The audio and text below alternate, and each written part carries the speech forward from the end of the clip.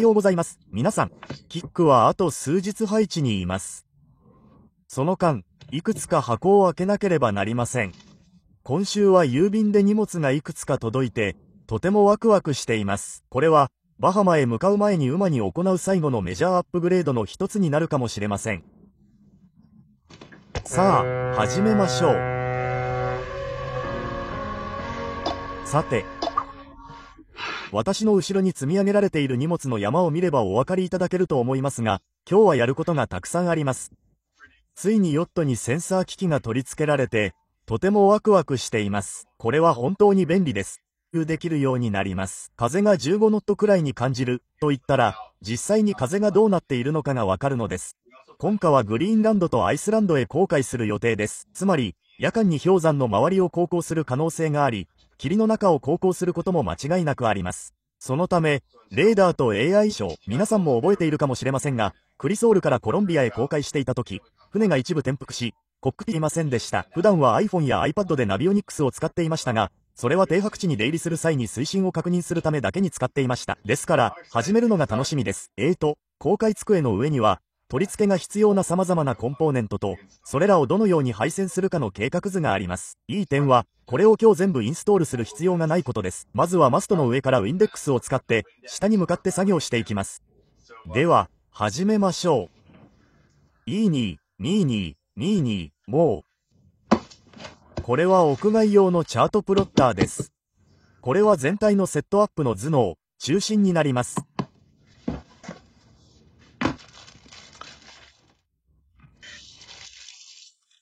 ガスケット、取扱説明書ヒューズホルダー、クイックスタートガイド、取り付けテンプレート、イーサネット2つ、HDMI のようです。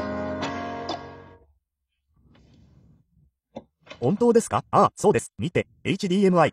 テレビをこれには Wi-Fi が内蔵されていると思いますので、アンテナはもう必要ありません。そして、ここに GPS が内蔵されているので、外部パックに接続する必要がなく、これは素晴らしいです。行く前に、ボートのこの穴を埋める必要があります。ここは古い牧場のチャートプロッターを設置していた場所で、先ほど言ったように、クリソールからコロンビアへ航海中に焼けてしまったんです。船は一部倒壊してしまいました。大きな波が来て、2004年以降に搭載されていたかなり古い電子機器でした。もう一つの問題は、霧の中や夜間に氷山などの陸地を航行する場合、レーダーを設置する必要が GPS が途切れたりしていました。精度もかなり不安定でした。多分、背面の小さなダイオード以上のものが焼けてしまったんだと思います。ここ1年ほどは、水深の確認、ちゃんと動く多機能ディスプレイがここに設置されて、必要な情報が全て表示されるのは嬉しいですね。9インチだったと思います。今回設置するのは12インチです。高さはほぼ同じですが少し幅が広いです。だから、この穴をもう少し広げる必要があります。頭を入れます。3インチです。実は、かなり柔軟性があるんです。それで、おそらく裏に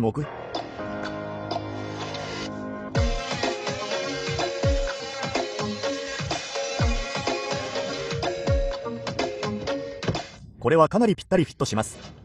約16分の3インチで、かなり柔軟であることがわかります。それで、再着することです。こうすることで、かなりしっかりとした強度が得られ、チャートプロッターを置くための良いフレームになります。そこに木材を接着しました。新しいスクリーンを取り、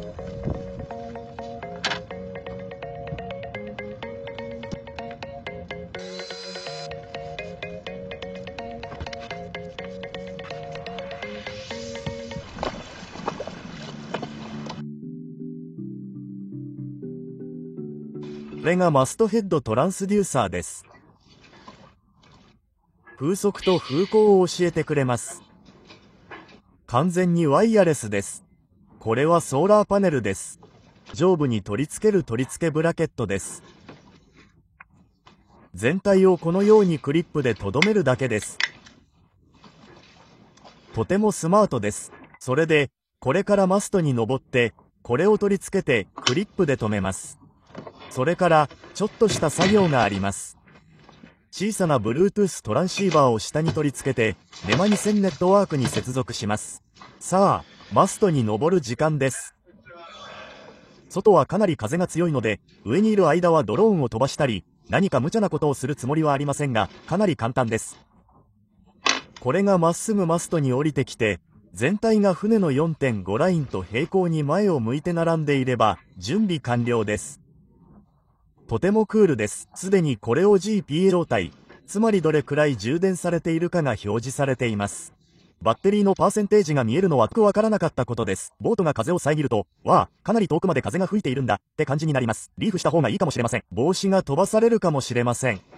普段はスプレッダーから上げる風向機か吸気を使って風の強さを測ります。風が吹いていたら搬送できます。つまり、ただ風が弱いだけじゃなくて、風が戻ってきたら搬送できるということです。私が知りたいことの一つは、私たちの頭の中での風速測定がどれほどずれているかということです。というのも、私たちはしばらくセーリングをしていますが、風速計付きのボートに乗ったことがないからです。というか、私たちのボートに乗ったことがないんです。風速計、体感的には風速15ノットくらいかな。20ノットかもしれないし、10ノットかもしれない。見てのお楽しみだ。それで、マスク付きのはしごを引き上げ、ハーネスを装着して登ってみる。ここは風が強い。ウィンデックスの設置も終わった。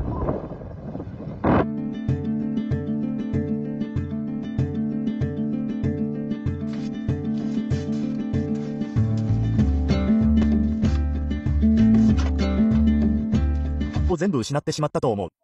でも今日はスプレッダーに登って、これ用の新しいワイヤーを配線します。ようやくレーダードームを設置しているんです。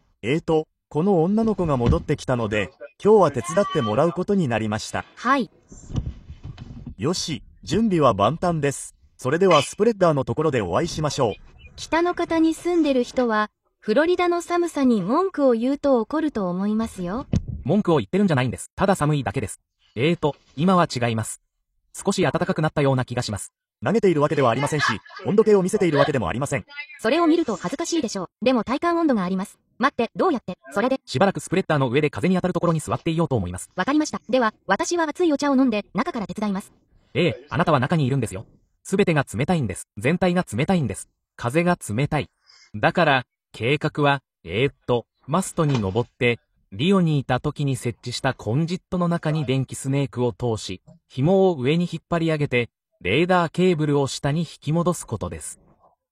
レーダーケーブルを押し込むようにして押し込んだのですが、デッキの高さで引っかかってしまいました。だから、もう少し多角的に、これを9回くらい。電がマストに登っている間、私はここでスネークが通り抜けるのを待ちます。これを開ける必要があります。すごいのは少し前にもらったプレゼントのこの小さなやつが使えることです。ついに使えるようになりました。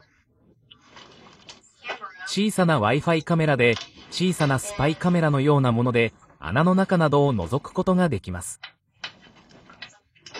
さて、ここからが一番難しい部分です。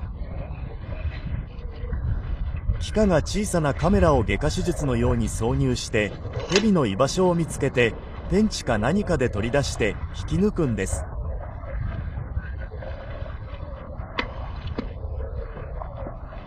それから紐をつけて、私が紐を引き上げられるようにします。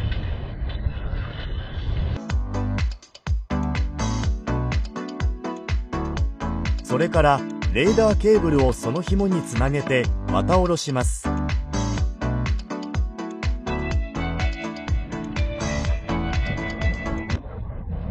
導管の潤滑油には食器用洗剤が使えるので、ちょっとメモしておきます。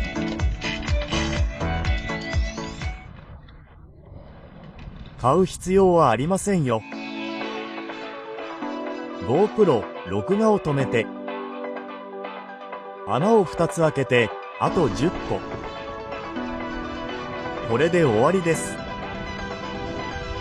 取り付け完了です。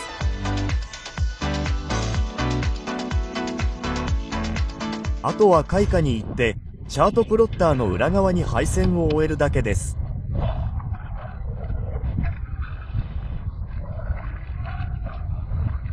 そうすれば暗闇でも見えるようになります。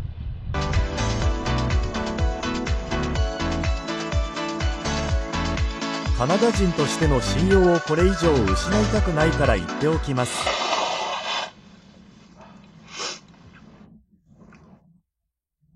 寒すぎて風邪をひいてしまいました。なんて臆病者なんだと実感しています。とにかく、ウィンデックスを設置し、チャートプロッターをコックピットに設置し、レーダーも設置しました。レーダーを実際に接続するための延長イーサネットケーブルが届くのを待っているところですが、テストしたところ、ちゃんと動きました。周りの桟橋や船が全て見えるのは本当に素晴らしいです。夜間にマリーナに出入りしたり、停泊地を出入りしたり、氷山の周りを航行したり、海図に乗っていない湾に出入りしたりするときに、これを使うと本当に便利です。暗い時に周りの陸地が見えるのは本当に素晴らしいですね。そうそう。フロリダで風邪をひくなんて知りませんでした。どうやらひくらしいですね。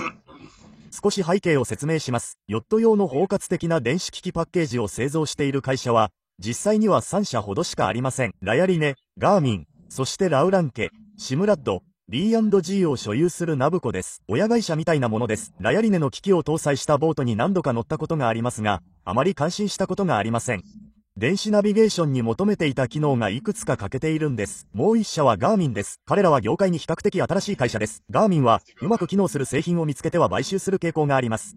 昨年ナビオニックスを買収したばかりですが、ナビオニックスは独立した電子海図会社だったのに、ガーミンが買収したので、ちょっと驚きました。私たちはガーミンマリンエレクトロニクスを所有していませんが、ガーミンに買収されたインリーチは所有していました。また、ガーミンのハンドヘルド GPS もいくつか持っていますが、正直言って彼らのカスタマーサービスにはあまり満足していません。壊れるたびに、充電ポートが腐食するたびに、交換してもらうのは本当に面倒でした。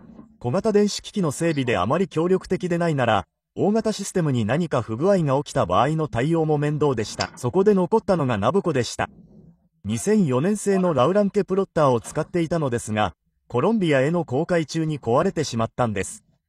ラウランケは小型のセンターコンソールを持つ漁船向けに作られていて、シムラッドは大型のパワーボート向けに作られています。しかし、シムラッドの B&G シリーズは特にヨット、特にレーシングヨット向けに設計されています。ヨットに特化した優れた機能が数多く搭載されていて、まさに私たちが探していたものでした。他にも B&G の機器を使っているクルーザーが何人か知っていますが、皆とても満足しています。ですから、私たちにとっては決断が簡単でした。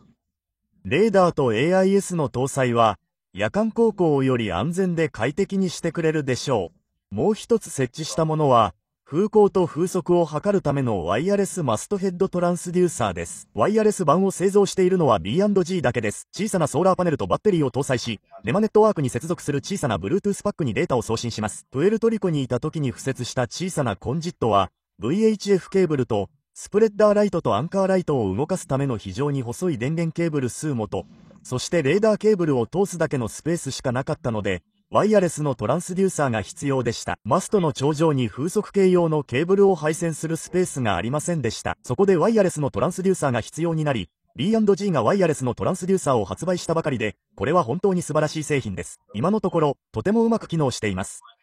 風がうなり始めるとメーターが点灯し、実際にどれくらいの速さで吹いているのかを確認し、私たちが想像している速さと比べてみるのは楽しいです。今週取り付けなかったのは、オートパイロットのラムだけです。取り付けは少し複雑になりそうです。ソーダクアドラントを改造する必要があります。グラスファイバー加工と配線も少し必要です。それほど難しくはありません。ただ、今までやったことがない作業なので、部品をいくつか送ってもらう必要があります。それで、来週はそれを取り付けます。でも、その間はここに座って風向きを見たり、レーダーを操作したり、レーダーの読み方を覚えたりするのも楽しいでしょう。レーダーは直感的に操作できるものではなく少し学習が必要ですから、皆さん楽しんでいただけたでしょうか。それでは、また来週お会いしましょう。乾杯。